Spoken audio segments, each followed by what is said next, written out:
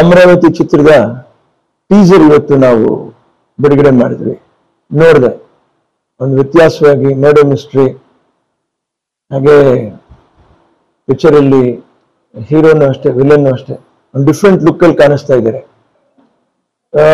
ನೋಡುವಾಗ ಏನಿರ್ಬೋದು ಅನ್ನುವಂತ ಕುತೂಹಲ ತುಂಬಾ ಕಾಣಿಸ್ತಾ ಇದೆ ನನಗೆ. ಆಮೇಲೆ ತುಂಬಾ ಚೆನ್ನಾಗಿ ಮೂಡ್ ಬಂದಿದೆ ಅಂತ ನಾನು ಅನ್ಕೊಂತ ಇದ್ದೀನಿ.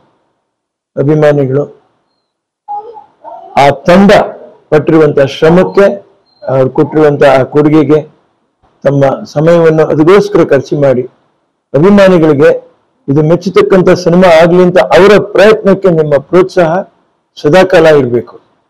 ಯಾಕೆ ಈ ಮಾತು ನಾನು ಹೇಳ್ತಾ ಇದ್ದೀನಿ ಅಂತ ಹೇಳಿದ್ರೆ, ನಾವು ನೆರೆ ರಾಜ್ಯಗಳನ್ನ ನೋಡಿದಾಗ ಏನೇ ಆಗ್ಲಿ ಒಂದ್ಸರಿ ನಾವು ನೋಡ್ಲೇಬೇಕು ಅನ್ನುವಂಥದ್ದು ಒಂದು ಆ ಜನಗಳಲ್ಲಿದೆ.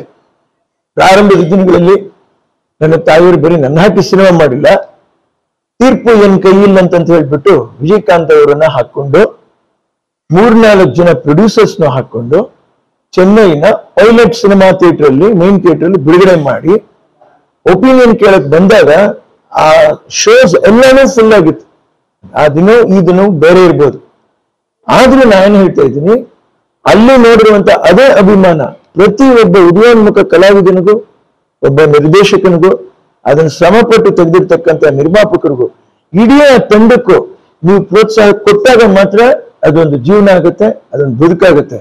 ಯಾಕೆ ನಾನು ನೆರೆ ರಾಜ್ಯದ ಹೇಳಿದೆ ಅಂದ್ರೆ ನನ್ನ ಸ್ವಂತ ಅನುಭವದಲ್ಲಿ ಇದನ್ನು ನಾನು ಕಂಡಿರುವಂತದ್ದು.